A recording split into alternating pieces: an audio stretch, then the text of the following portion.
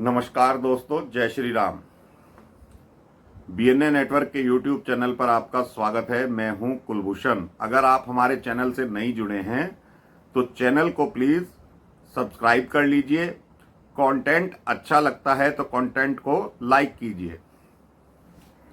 ED का आज तगड़ा एक्शन हुआ बिहार में, दिल्ली में और हरियाणा में।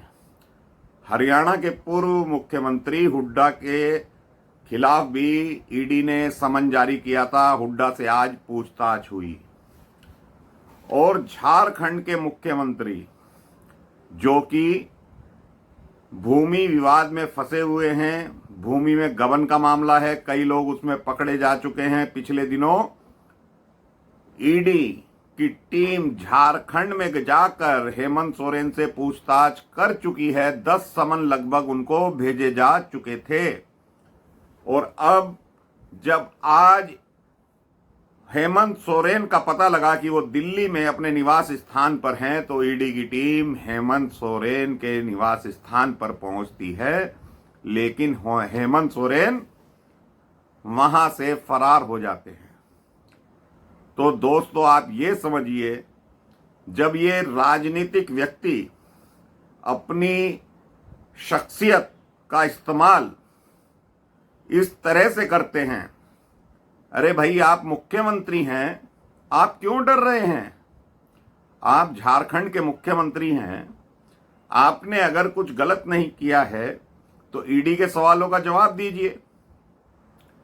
लेकिन कहीं ना कहीं वही व्यक्ति डरता है जिसने कुछ गलत किया हो।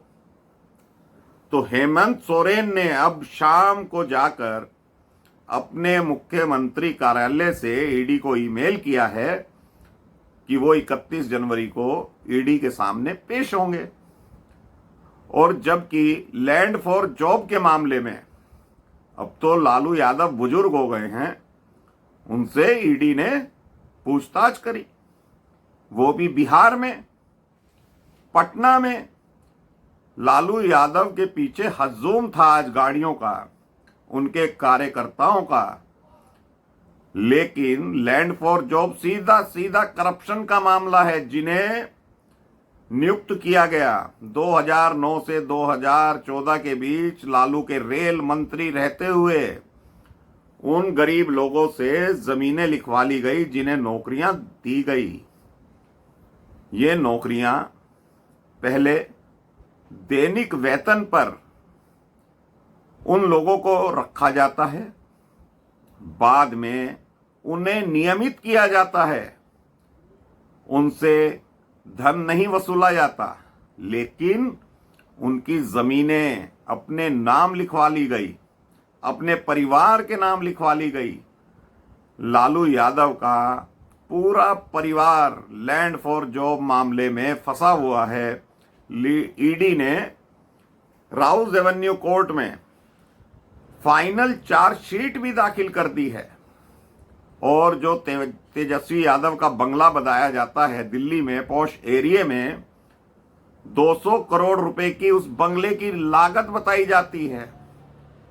तो कोई इनसे पूछे कि गाय भैंस चराने वाले लालू यादव जब बिहार के मुख्यमंत्री बनते हैं तो चारा घोटाला हो जाता है, चारे घोटाले में उन्हें सजा हो जाती है।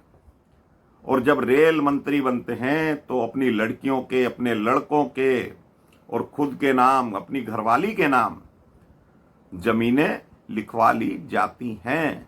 तो इस तरह से आज लालू यादव से भी ईडी पूछताछ कर रही है। 8 घंटे हो गए हैं, अब तक पूछताछ जारी है।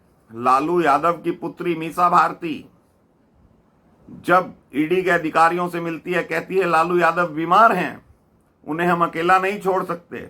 तो ये वही लालू यादव हैं जो इंडी गठबंधन के लिए जगह जगह हवाई सफर भी करते हैं, ठंड में रैली भी करते हैं, अपने बेटे तेजस्वी यादव को मुख्यमंत्री बनाने के लिए जोड़ तोड़ भी करते हैं। लेकिन ईडी के सामने उनकी तबीयत खराब हो जाती है। तो ये नेता जो घोटालेबाज हैं, और लालू यादव तो सजा याफ्ता हैं, अभी बेल पर वो रिहा हैं क्योंकि उनकी किडनी का ट्रांसप्लांट हुआ था। लेकिन लैंड फॉर जॉब मामले में लालू परिवार पूरा फंसा हुआ है। आज कड़े एक्शन के बाद केजरीवाल की हालत बहुत पतली हो गई है। नीतीश कुमार 3 दिन पहले ही पलट गए थे, लेकिन केजरीवाल का बयान आज आता है। वो कहते हैं नीतीश कुमार ने बहुत बड़ी गलती करी है एनडी गठबंधन को छोड़कर। तो केजरीवाल साहब, कल तो सरकार का गठन हो गया था, कल आपका बयान आ जाना चाहिए था। लेकिन केजरीवाल को यह मालूम पड़ गया है कि जब मैं तो अर्ध मुख्यमंत्री हूं, आधे राज्य का मुख्यमंत्री हूं, मेरी क्या बिसात है जब झारखंड के मुख्यमंत्री को ईडी नहीं छोड़ रही है, उनके दिल्ली आवास पर पहुंच जाती है हेमंत सोरेन के, और हेमंत सोरेन वहां से दूसरे रास्ते से निकल जाते हैं और शाम को ईमेल के जरिए बताते हैं कि माई बाप हम 31 तारीख को पेश होंगे आपके सामने। तो केजरीवाल की आज हवा गोल हो चुकी है। केजरीवाल को दिखाई देने लगा है कि अब उनका अगला नंबर है और अब तो वो बजट का बहाना भी नहीं बना सकते, क्योंकि हेमंत सोरेन का तो पूर्ण राज्य है, पुलिस प्रशासन उनके पास है, केजरीवाल के पास कुछ भी नहीं है। तो जब ईडी उनको नहीं छोड़ रही है, क्योंकि एक घोटालेबाज लोग हैं, लेकिन जो उनके समर्थक हैं, चाहे वो हेमंत सोरेन के हों, लालू यादव के हों या केजरीवाल के हों, समर्थक तो हर पार्टी के हैं इस देश में। तो उन समर्थकों का कहना है कि हमारे नेताओं ने कोई घोटाला नहीं किया। अरे तो ये नोटों के जखीरे कैसे मिलते हैं? ममता बनर्जी के मंत्री रहे पार्थ चटर्जी के यहां से, उनके महिला मित्र के यहां से 100 करोड़ रुपए कैसे मिल गए अगर ईडी छापा ना मारती तो? अभी राज्यसभा सांसद हैं कांग्रेस के, उनके यहां से 300-400 करोड़ रुपया मिलता है, मशीनें गर्म हो जाती है, कैसे मिल जाते हैं? इनकम टैक्स की रेड हुई थी उनके यहां। तो ये घोटालेबाज लोग हैं। मैं ये नहीं कहता कि घोटालेबाज भाजपा में नहीं है, हर पार्टी में है। इनके खिलाफ देशद्रोह के कानून बनने चाहिए, इनका नार्को टेस्ट होना चाहिए। कोई भी घोटालेबाज हो, इनको गिरफ्तार ही नहीं करना चाहिए, इनकी संपत्तियां जब्त हो जानी चाहिए, जो इनकी पीढ़ियां याद रखें। तो केजरीवाल आज घबराया माफ कीजिएगा, केजरीवाल आज घबराया हुआ है, कई दिन से घबराया हुआ है। 4 समन जारी हो गए, लेकिन समन को गैर कानूनी बता देता है। और इसके घोटालों का तो नायाब तरीका है, हिस्सों में बांट कर गबन करता है ये व्यक्ति, और खुद नहीं करता, करवाता है। आजकल आतिशी मारलेना को आगे कर रखा है प्रेस कॉन्फ्रेंस करने के लिए, कह रहा है कि 7 विधायकों को बीजेपी तोड़ रही है। अरे मूर्ख व्यक्ति, 7 विधायक तोड़कर भाजपा क्या करेगी? भाजपा की दिल्ली में सरकार नहीं बनने वाली। 7 विधायक तोड़ के, 21 विधायक तोड़ के सरकार तुम्हारी ही रहेगी, तुम चलाओ। और मैं तो कहता हूं जेल से चलाओ, तिहाड़ जेल से चलाओ, जैसा कि तुम प्रचार कर रहे हो। लेकिन ईडी का सामना करो, उनके सवालों के जवाब दो। जब 338 करोड़ का गबन शराब घोटाले में सुप्रीम कोर्ट मान चुका है, तो केजरीवाल साहब, आप तो अपनी सरकार के मुखिया हैं, आप क्यों नहीं ईडी का सामना करते? मनीष सिसोदिया, संजय सिंह, विजय नायर, 3 प्रमुख व्यक्ति आपके जेल में बंद हैं, जमानत नहीं मिल पा रही है। 338 करोड़ का घोटाला सुप्रीम कोर्ट मान चुका है। तो केजरीवाल साहब, आप जो दूसरों के कंधे पर बंदूक रखकर चलाते हैं, अब तक हेमंत सोरेन का सहारा ले रहे थे, लेकिन जब आज हेमंत सोरेन फरार हो जाते हैं, ईमेल करते हैं ईडी को, तो केजरीवाल बौखला जाता है। उसे मालूम पड़ गया है अगला नंबर उसी का है। अरे नहीं तो कोर्ट जाइए केजरीवाल साहब, कोर्ट में जाकर चैलेंज कीजिए समन को। जाने की हिम्मत नहीं है, क्योंकि कोर्ट फटकार लगाएगी। हेमंत सोरेन को भी कोर्ट कह चुकी है कि आपको ईडी का सामना करना पड़ेगा। और लालू यादव बेल पर रिहा हैं, उन्हें भी जाना पड़ रहा है। बिहार में सरकार बदलते ही ईडी एक्शन में आ गई।